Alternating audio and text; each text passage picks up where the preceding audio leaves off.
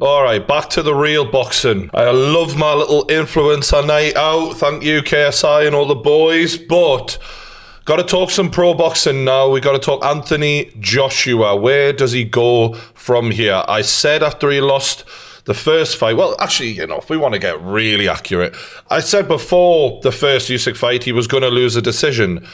And I actually thought he'd be stopped in the second fight. So credit to him. That didn't happen, but he did lose. The narrative is so all over the place with Anthony Joshua because Anthony Joshua is so loved. But whenever you're loved, you're also hated. People love to hate a successful guy. The guy's handsome. He's got every fucking thing any man could want in life. People love to see someone fall. And what I want to do is bring a little bit of level-headedness to this scenario. I've heard big friends and fans of AJ saying, oh, he dominated periods of that fight. Oh, the fight was level going into the 10th round and all of this. I've heard a lot of people saying, he was always shit. He was always terrible. He was never the champion. Neither of those are true. The reality is, Oleksandr Usyk was, and always will be on a different level as a boxer than Anthony Joshua. If you rewatch that fight, a lot of the people who were there in the arena thought it was close because they were getting all emotional, carried away. Watch that fight again, you will see he won about 3 rounds. Some would say 2, some might say 4. Being generous, you could say 4. If you literally are friends and love Anthony Joshua, you might say more than that. And if you've been paid off, as one of the judges probably was, you may give it to Anthony Joshua. I still cannot believe they found a judge who was willing to do that. They were about to rob Usyk in broad daylight. Thankfully, a couple of judges had their fucking eyeballs working that night. Here's the problem, right? Oleksandr Usyk is a terrible stylistic matchup for Anthony Joshua. In order for Anthony Joshua to hurt you, he has to hit you. In order for him to hit you clean, you have to stand still. Alexander Usyk does not stand still. AJ would have a better chance against Tyson Fury. If you look at Fury does stand still. Fury does get caught, as Deontay Wilder proved. Like, I'm not saying that means Usyk is better than Fury or what. We'll get into that in another video. I'm just saying Usyk is a nightmare matchup for AJ. AJ was never going to win that fight if you gave him fucking 50 rounds with Usyk. We could run this back another 3 times. It's the same fucking thing every time. There's one major reason why AJ can't beat Usyk. And it's the mental side of boxing. I'm not saying AJ is mentally weak. He certainly isn't. You don't become heavyweight champion of the world by being a weak-minded man. But he isn't as strong as the others are at that level. If you look at Fury and what he was willing to do to beat Deontay Wilder, another level. If you look at Deontay Wilder and what he was willing to do to even have a prayer of beating Fury, I mean, he was willing to die in there. And whenever you see Usyk in those championship rounds where it looks like there may be some tiredness creeping in, he just switches gears and he blows you out the water. He is willing to dig as deep as it takes to get that fucking belt.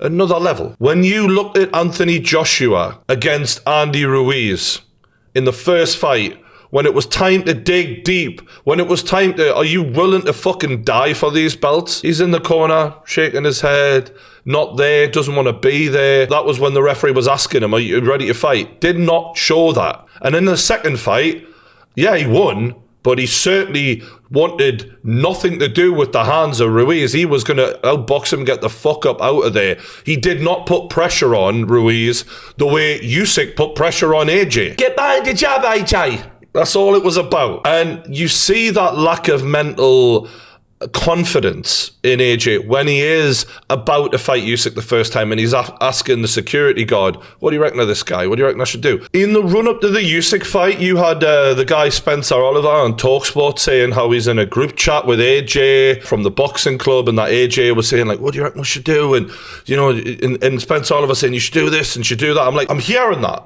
before the fight and I'm like, you're definitely losing. Because if your new coach has not got it in you that he is the only man you listen to and you do exactly what he fucking says, and you're asking the geezer on TalkSport what you should be doing in the group chat, there ain't no way you have the level of confidence needed, the knowing what you should do, not the asking and what the insecurities of AJ are there for everyone to say at this stage. Do you think Tyson Fury's fucking in a group chat asking on the WhatsApp what the fuck he should do before a fucking world title fight? I fucking doubt it. I remember interviewing with Tyson Fury and he said, there's nothing anyone can tell me about boxing. And at this stage in AJ's career, as a veteran, a man with 11 world title fights or whatever it is at this stage, he shouldn't be asking, especially not the guy off TalkSport. No offense, but like, this is the same guy who was saying that he was out boxing him after the fight, and it's like, mate, there's just enough yes men out there for this guy right now. And I know he did out of the love for AJ, and I respect that. He's watched this guy grow up, bullshitting him at this point. You know what I mean? Like, it was clear as day what was going to happen. There's only one way you beat Oleksandr Usyk. You get in there and you fucking hurt him. And you could tell by the 6th round that wasn't happening. It was the same shit as last time. Why? Because Anthony Joshua did not want to risk getting knocked out. That is it. He doesn't want to be knocked out. And unfortunately, it's like the scene in Batman, right? Go with me. Trust me on this. I sound like a crazy person. Listen, you know when he's got to jump from one thing to another, and he keeps doing it with the rope because he's scared, but it's the rope that's holding him back. And that's Anthony Joshua's insecurities.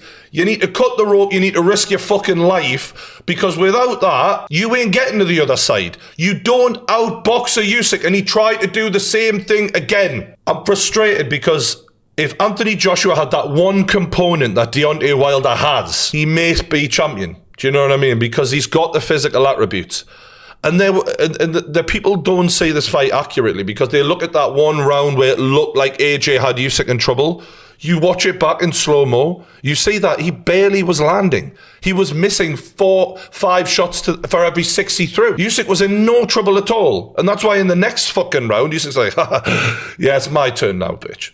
So where are we at now with AJ? What is he? Well, he's a top 5 heavyweight in the world. He's still great. I still think he's improved a lot. I mean, if you look at him in his first few fights to now, for a big man, the skills that he's acquired, the footwork, hand position, all of these things, that he looked good in that fight against Usyk. It wasn't, although Usyk dominated, it wasn't like he looked bad. You know what I mean? Like you've done 24 rounds with Usyk. You're not a shit boxer. That's just not the truth. He's just not quite there. But he's still going to rip the fucking heads off of most of these guys at heavyweight. The issue now is you've just signed a massive contract with DAZN. You've got a lot of fights left. How on earth do you get your way back to the belt? Crushing a few guys will help that.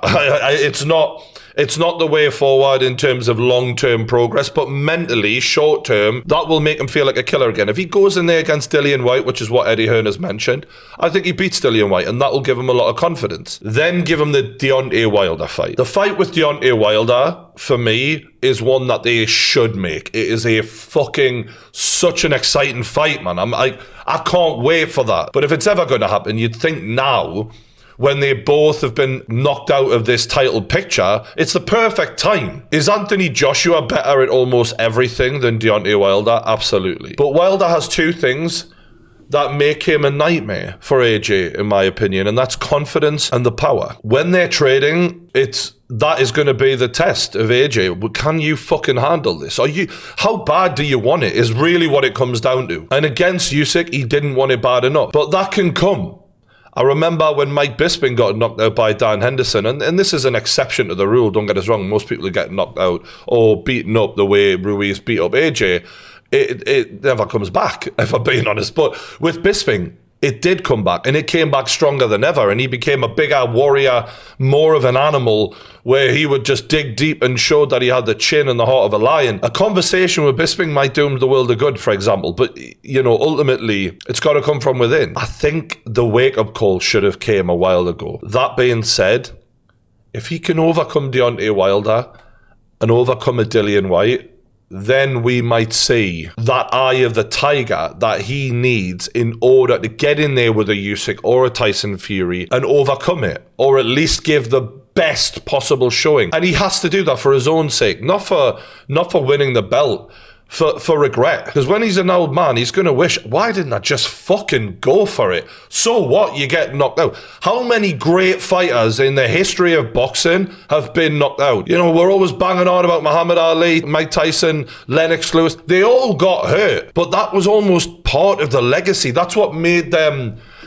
that's why people bang on about Fury, because he got dropped by Wilder. He got back up, kept going. I remember Teddy Atlas giving an interview, I think it was on the Joe Rogan podcast, where he said, what is Mike Tyson's record? 60-5, let's say, something like that. Well, it's really 0-5. And Joe Rogan's like, what do you mean? He's like, well, every time there was a real resistance there, a real fight, where the other guy wasn't just allowing him to do what he wanted, he lost. Now, I'm not saying that's the case with AJ, because there has been resistance at times. For example, Klitschko.